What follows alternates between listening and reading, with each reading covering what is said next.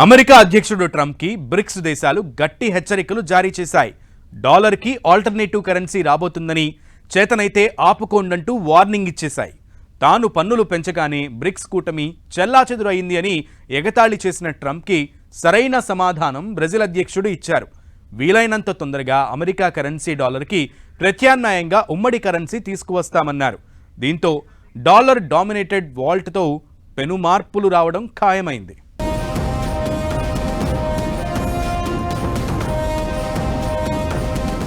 Trump, నీ warnings చెల్లవు.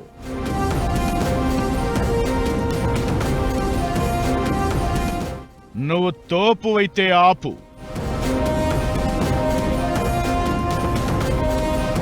డాలర్కి alternative తయారీలో బ్రిక్స్ బిజీ.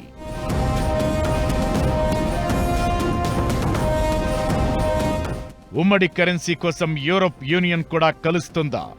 భారత పర్యటనలో యూరోపియన్ యూనియన్ చీఫ్ ఈ దిశగా ప్రయత్నిస్తారా?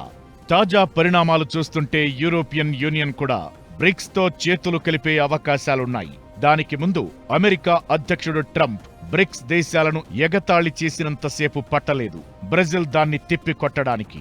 డాలర్ కరెన్సీకి ప్రత్యామ్నాయంగా మరో ఉమ్మడి కరెన్సీ తీసుకురావడం ఖాయమంటూ బ్రెజిల్ ప్రెసిడెంట్ లులా డెసిల్వా ప్రకటించారు.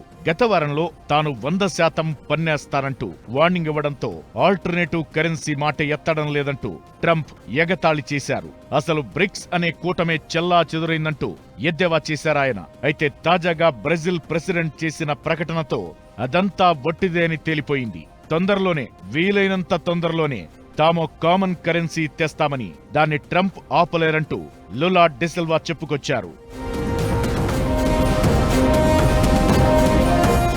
2024 అక్టోబర్లో బ్రిక్స్ దేశాలు డాలర్కి ప్రత్యామ్నాయంగా మరో కరెన్సీ కోసం ప్రతిపాదనలు వచ్చాయి. కజాన్ వేదికగా జరిగిన ఆ సదస్సులో డిజిటల్ కరెన్సీల వాడకంపై దృష్టి పెట్టాలని దాదాపు తీర్మానం చేశారు. ఈ దిశగా రష్యాతో కలిసి భారత్ ముందుకొచ్చింది. పుతిన్ చేసిన ఈ ప్రతిపాదన డాలర్కి ఆల్టర్నేటివ్ గా ఉండడంతో పాటు అందరికీ ప్రయోజనం కలిగించేదిగా ఉండడంతో తొందరలోనే దానిపై ఓ నిర్ణయం వెలువడుతుందనే అంచనాలు ఏర్పడ్డాయి. యుక్రెయిన్ పై దాడి చేసిన తరువాత రష్యాపై వెస్ట్రన్ కంట్రీస్ ఆంక్షలు విధించాయి. దీంతో ఈ ఉమ్మడి కరెన్సీ కోసం రష్యానే ముందుండి ప్రయత్నాలు ప్రారంభించింది. అప్పట్లోనే డాలర్కి ప్రత్యామ్నాయంగా ఓ కరెన్సీ కూడా ఎంచుకున్నట్లు ఓ ఫోటో లీక్ అయింది. రష్యా అధ్యక్షుడు వ్లాదిమిర్ పుతిన్ చేతిలో బ్రిక్స్ కరెన్సీకి సంబంధించిన ఓ నోట్ ఉన్న ఫోటోలు సోషల్ మీడియాలో వైరల్ గా మారాయి.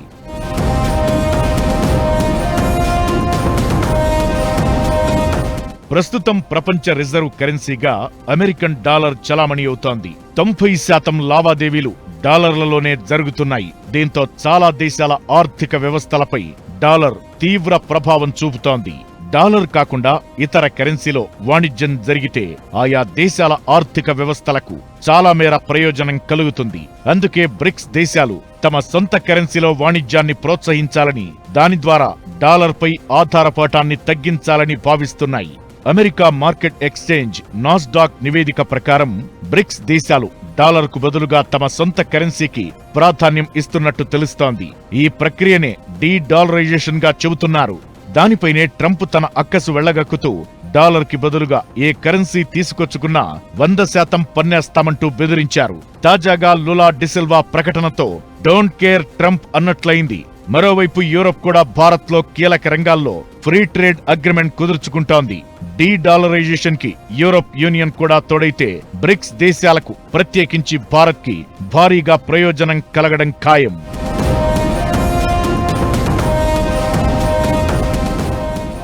అమెరికా కరెన్సీ డాలర్కి ఆల్టర్నేటివ్ సిద్ధమవుతున్న వేళ భారత్ యూరోపియన్ యూనియన్తో భారీ ఒప్పందం కుదుర్చుకుంది. కీలకమైన రంగాలలో యూరోపియన్ దేశాలతో కలిసి పనిచేయనుంది.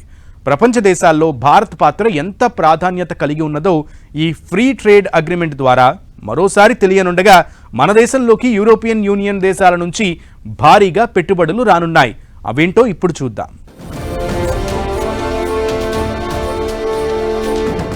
భారత్తో అతిపెద్ద ఒప్పందం దిశగా European union.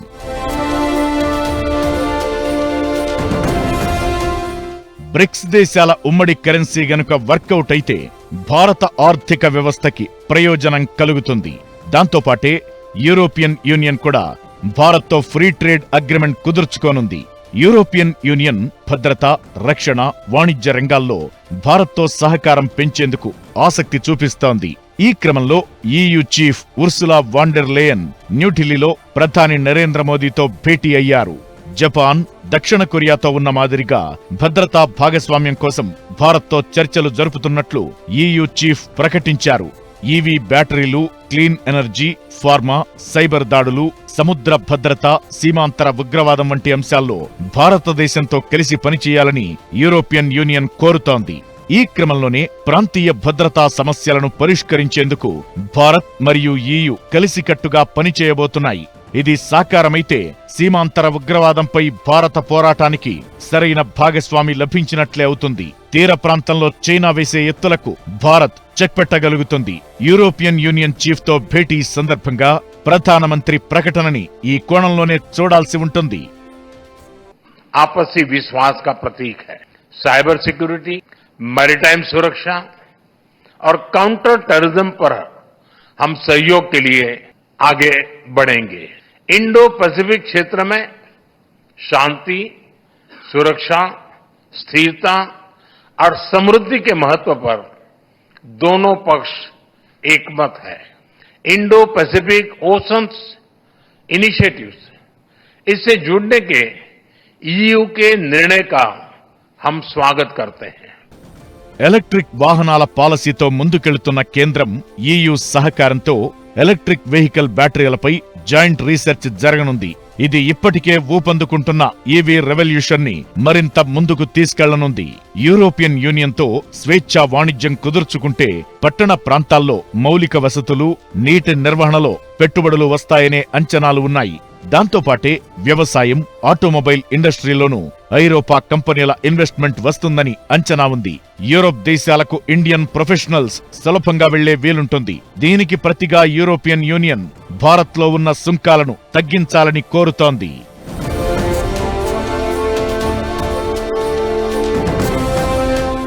European union, Bharat మధ్య ఫ్రీ ట్రేడ్ అగ్రిమెంట్ ఈ ఏడాది చివరకు పూర్తయ్యే అవకాశముండగా భారతదేశం ఇతర దేశాలతో కుదుర్చుకునే అతిపెద్ద ట్రేడ్ అగ్రిమెంట్ అవుతుంది. $137.5 బిలియన్ మేర వాణిజ్యం గతేడాది చోటు చేసుకోగా తాజా ఒప్పందం తరువాత అది మరింత వృద్ధి చెందుతుందనే అంచనాలు ఉన్నాయి.